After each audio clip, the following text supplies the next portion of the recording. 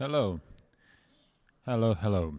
So, my name is Nemanja Lucic. I am a software developer. I come from the web3mine company, and these are my contacts, on which I hope you don't contact me, please. Mike, okay. So, agenda is missing. So, let's first go over the things that we are doing and what problems are we trying to solve, and then I'll follow up with how are we solving that with the Rust. What we're trying to build is a decentralized, generalized compute network, and how we are trying to generalize it. It's a good question. So it's kind of really big problem if you think about it. Like creating a generalized compute network is a insanely, absurdly big problem space, which for some reason a bunch of people think it can easily solve, which is kind of not true if you think about it. Like even in software, how do you generalize stuff? You have only two approaches, in my opinion. You either know exactly what kind of specifics you're trying to generalize, and then you just write generalization, which is really a rarity that you're in that position. And the other one is that you simply don't know what you're trying to generalize. Like there's so much, unknowns and unclarity when you're doing that. So how do you approach it then? Well, if you are stupid, then you think that you can, predict the things that you are going to generalize, and then you write some weird generalizations, then you lose it, you're completely lost after some time. It does not, nothing makes sense and everything breaks down. Another approach is to simply write one specific thing, write another specific thing. Then you will have enough information to actually have some kind of cache generalization. On a third specific thing that you create, well, you will have a good amount of information, so you can be comfortable that fourth and fifth and sixth thing that arrive will be nicely fit into that generalization. So how did we decide to approach this problem of compute networks? Well, there are many different networks currently in the systems, compute networks that are solving many different problems, from render to snarks to AI to encoding, etc., etc. So what we decided to do, well, let's take all these specific compute networks and figure out how can we generalize that.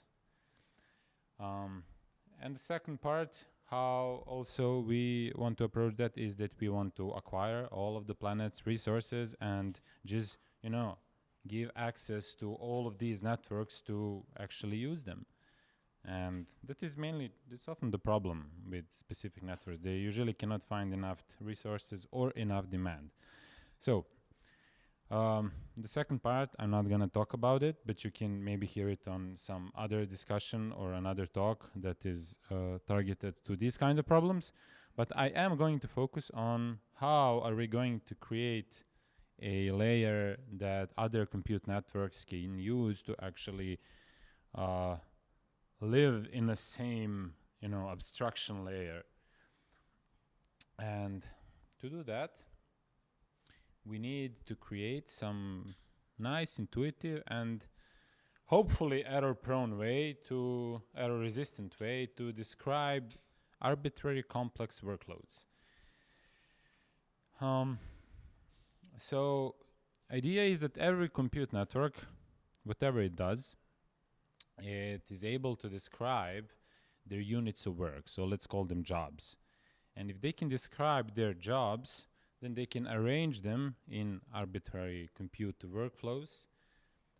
And also then different networks can describe their own workflows, but then also connect them between them. So then we can hopefully get an interoperability between the networks. For example, you can have a video file. You can store it on a Filecoin. Then you can have some encoding, video encoding compute network that will take that from Filecoin, do something with it, then store it maybe again on Filecoin, maybe on some hot storage network, etc. So you get the idea.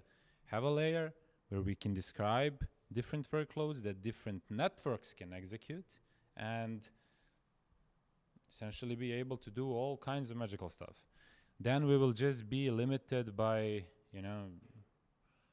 the amount of networks and just the, exponential rise of the different combinations that you can achieve with them. So we decided to approach this very smartly by trying to figure out the Filecoin network.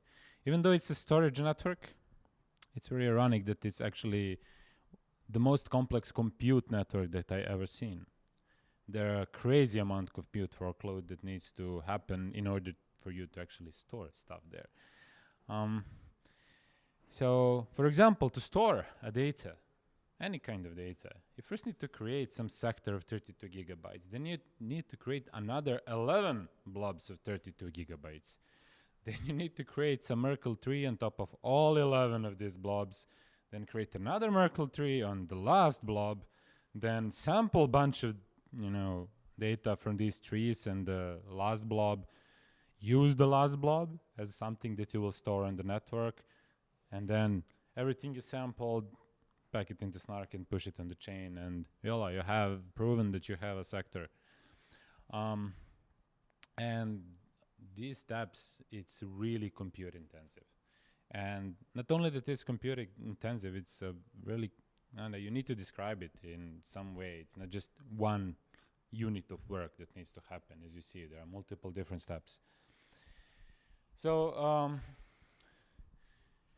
here we can see an example of how can we describe the ceiling compute workflow in a Filecoin.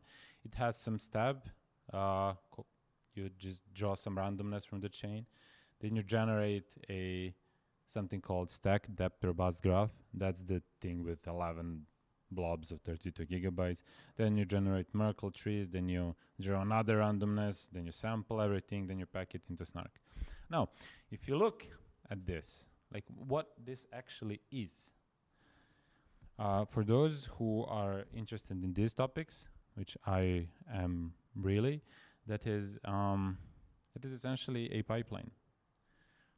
You can call it also a directed acyclic graph. You can call it many names, but I'll use it pipeline because it's kind of a thing that we're all familiar with. What is a pipeline? So you essentially always go into one direction. There are no cycles. There are no anything. You just go push. And as Sergey also mentioned, the bash, it's one really typical example of how pipelines are actually used really nicely and how you can actually get almost infinite composability with them. You can arrange them in any kinds of ways. You can always focus on one simple thing, figure it out, make it work, and then just suddenly you can arrange them with many different things. So this is how we decided to do it. Let's describe every Filecoin compute unit of work, every job in this kind of way, and try to arrange them in a pipeline. And what is criteria? Well, we want to actually validate that these jobs are compatible. So the output of one job is actually compatible with the input of the next job. That was really important to us. How are we going to do that? Well, then again, with the compute network, we're not going to do that ourselves. There is other tool that actually does this thing for you. And what do you know? It's called compiler, and it exists in many languages. So why write things ourselves if we can rely on a language feature? We just need to find a good language for that. And now, if the Rust is the best language for this, maybe yes, maybe no, I don't know, probably not. But we use Rust for everything, and it was pretty good to solve this. So, but before we go to the Rust, let's just figure out what a pipeline is. How can you describe a pipeline easily? It has few components that you need to figure out, like few abstractions that you need to understand in order to be able to create pipelines like this. The first one, as I said, we call it a job. So that's just one unit to work. Like, I don't know. Here we have a job. It's called prepare stuff. It has an input, it has an output, and that's it.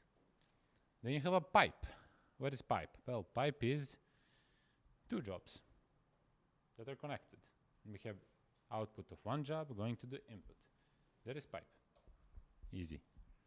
Then you have fork. It means that output of one job go to the input of multiple different jobs. And then you have fork join. It means that you actually want to use output of multiple jobs to go to the inputs of one job. If you solve these abstractions, then you actually get, possibility to create arbitrary pipelines in any way, shape, or form. Still, of course, there are no cycles, there are no loops, stuff like that, but we actually don't want them here. This is not a Turing complete or something like that. And let's go to the rest. So I'll show you like few code snippets that we used. I hope to show you actually a demo of a really cool thing that you can actually achieve with this, but we have some technical problems with that, so unfortunately I won't be able to show you, but I might be able to describe you. So let's start to define all of these abstractions in the Rust. First one, we have job, right? It's a trait, and it has associated type, it has output, it has input, and it has another constraint that implements something called pipeline serialize. I'm gonna touch on that a bit later. That's actually a thing that I wanted to show you on the demo. And yeah, essentially that's a job, something with input and output, nothing particularly hard there. And then we go to the pipe. So what is pipe? Well, pipes is two jobs. I call f, it's like a function, or on C, it's short for continuation in the pipeline terminology. So you have f and c, and if you try to describe them using this Rust notation, then pipe that goes A from B, you can just say pipe A and B. If you have A, B, C, then you have a pipe of A of pipe of B, C. So you can fold these things pretty easily. You can make nice macros to like sugar that, so you don't need to write these big, huge types. Actually, like some time ago, like 2 years ago and more, I actually did this in C++. And C++ has a few real nice things that you actually don't need to use macros for that, which Rust unfortunately does not have. But it's essentially just variable number of template arguments that allows you to make this nice even without the macros. Yeah, so the one thing that we still need to do is to figure out how can we make that validation that I talked about. But now that we described all the things like this, then it's just another line of code. And that's it. We know what is the input and output of the job. We know these types. Everything is strictly defined. So you just say, hey, the input must implement from f output. If it's able to convert, if it's the same type, whatever, it will just be true, and everything will be okay. If it's not, compiler will say, hey, this does not work, it's not compatible. So then the only thing you need to do is just simply define your jobs. Just define inputs and output types, and that's it. Then you try to arrange them in pipelines, and compiler will tell you, no, if it's not okay, it's not okay. So then we can move to the fork. So what is fork? Well, we just add more parameters. Now we have function, we have two continuations, right? Not just one. Also the constraint for the inputs, and that's how you would write it. Then you can also, when you have fork 2, you can have fork of arbitrary length, so you just have fork 2 or fork 2, etc., so you add folding. And the last thing is the fork join, so you just have this last continuation, joint continuation, we can call it like that. And now it needs to receive the inputs from both of these continuations, which you can also easily represent. For example, with a tuple. You can say this must derivable from the tuple of the C1 and C2 outputs. And with that, we actually have a system that we can use to describe any kind of pipelines in the code. The only thing that's left to do is to actually define some actual jobs. So in this example, in the Filecoin, I just wrote a few of them. I obviously did not want to write all of them. So for example, you have this draw seal randomness. It has no inputs because it's the root of the pipeline. It has some output. It's a tuple of some 2 values. Then you have the next job. Its input is this job output. You don't even have to write things. If you know that they will always be connected like that, you can also write it like this. And its output is, this adapter bus graph. Then, for example, you have this sample job, and the sample job, its input is like the generate ticket output and job seed randomness output. You see, so it's a tuple of these values, and output is something called vanilla proof. So you essentially just need to do this. And now, maybe in case someone was wondering, we are not providing, this is not an execution layer. So there is nothing that will be executed. There are no actual functions that are doing any kind of execution. So we just give a way for others to represent workflows.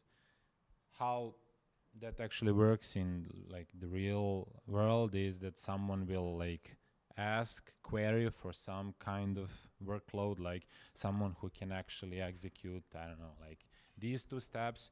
It can query for like, pipe of generate stack DRG and generate Merkle trees, and it will get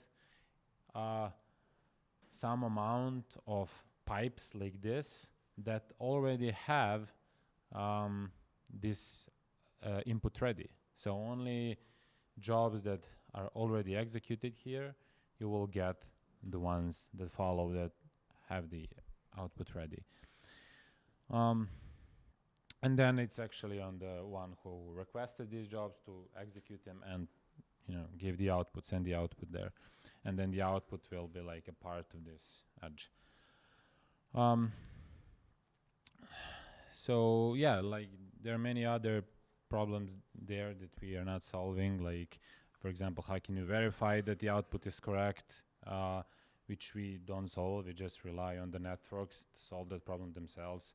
In the Filecoin, they have proofs and proof verification. On other networks, like people are doing, like, I know, there are snarks, there are redundancies. Some networks don't even verify anything. It's like okay for them.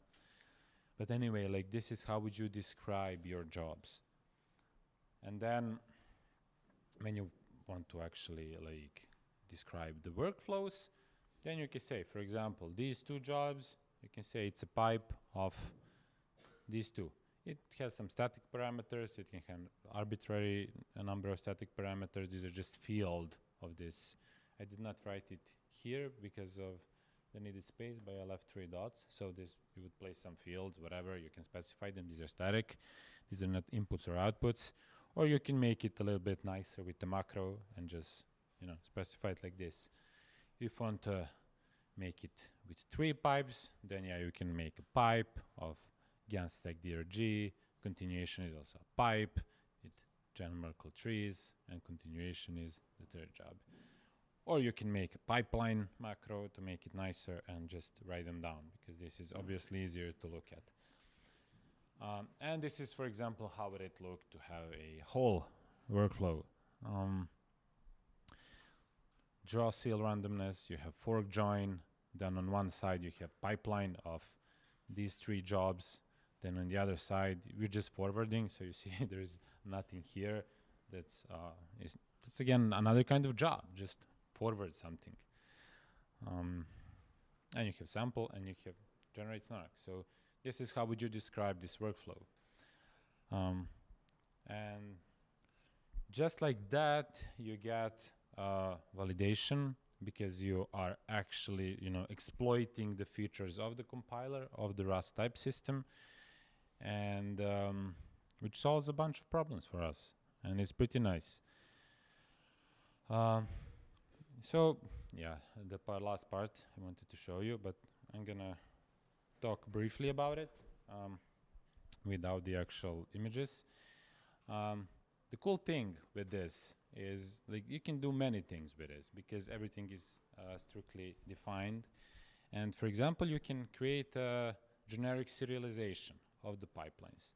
How? Well, you can essentially use the same approach as Serde does in the Rust. So how Serde works, it has the two main abstractions. It has serializer. Serializer is something that implements serialization of every type in the Serde type system. So Serde has type system like int 8, int 16, blah, blah, blah, blah, bunch of them. So when you write a serializer, you need to implement all of them or a subset of them if you don't care, but that is how serializers work. And on the other side, when you actually define your own types, you just need to implement the serialize method for them and define in what serialize Serde type will they serialize. So like if you create an integer type, you're just gonna call serializer serialize int, right? And what types do we have here? So we are trying to model the similar approach. And what is the type system of the pipeline system? So the types are these, right? So in this pipeline framework, we have job, we have pipe, and we have fork join, and that's it. So when you implement a serializer of the pipelines, you just need to implement three methods: serialize job, serialize pipe, and serialize fork join. And on the other side, like when you actually implement the serialization methods for all these types, pipe will call serialize pipe, fork join will call serialize fork join, and job, every job will call just serialize job in some kind that makes sense for that job. And these things can be easily made to look and feel the same as Serde. You can add a macro attribute and you just get all of these things automatically. The only thing that's left for you is to simply implement serializers. And in the demo, I actually implemented serializer for this, to actually generate. This is a GraphViz image. And serializer, you just, you create a pipeline, you call it serialize and pass it the GraphViz serializer, and it just, traverses the pipeline depth first and just creates a bunch of GraphViz statements, and you get it like that. It's 50 lines of code to create a serializer like this. And then what we actually use in our real use cases is that we actually have a serializer that will create a GraphDB query for this, and that query will insert the whole workload in the database.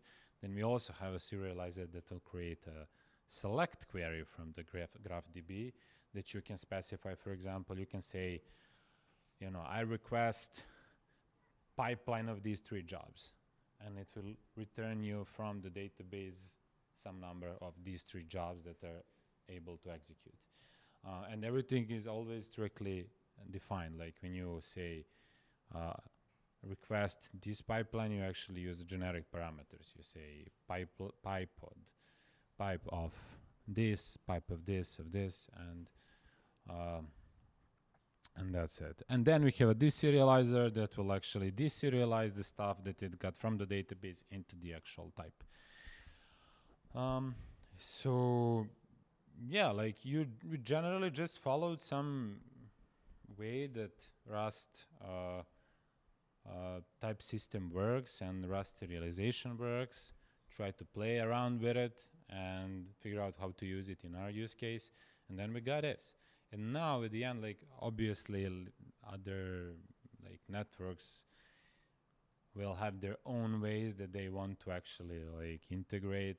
Like it's not like everyone would like to write in Rust, even though it would like solve a bunch of problems. But unfortunately, that's not gonna happen. But we start with the Rust.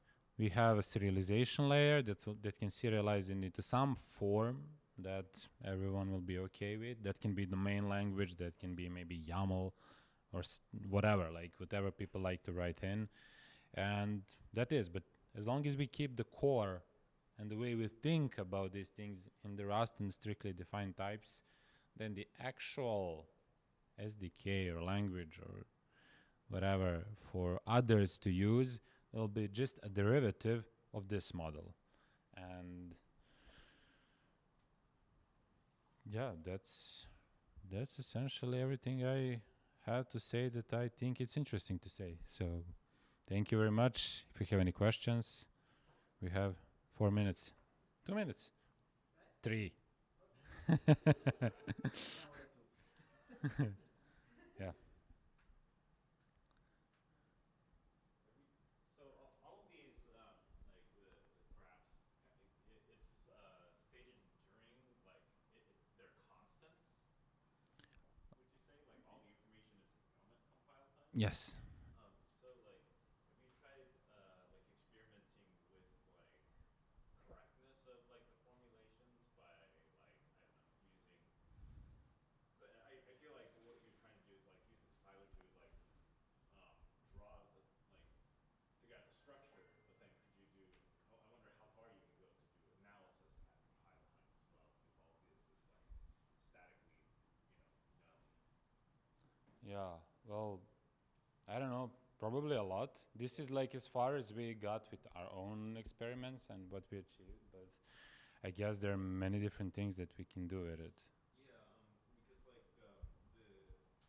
like there's a talk at RustConf that I recently saw that my colleague gave that like just explores the power of const. It basically like goes into this Miri, like the interpreter, to then just like crunch some values. So it almost seems like that sort of constant time, like or constant evaluation, would be really really helpful here. Mm-hmm. So yeah, I can send you that video. Yeah, sure. Send me. I can check it. It's on the RustConf, like Yeah, 2023 or 2023. 2023. Okay. Cool. Thank you. Yeah, I mean, we like some time ago, when I was on a different kind of problems, but using similar approach in the C++, which gives you a little bit more power to play around with the stuff in the compiler and the types. Like we created a bunch of different things. Like even managed to do like the cycles and like conditionals and all this stuff. And yeah, I mean, there's a theory that you can actually write everything in the compile time. But yeah, you would need to know every input.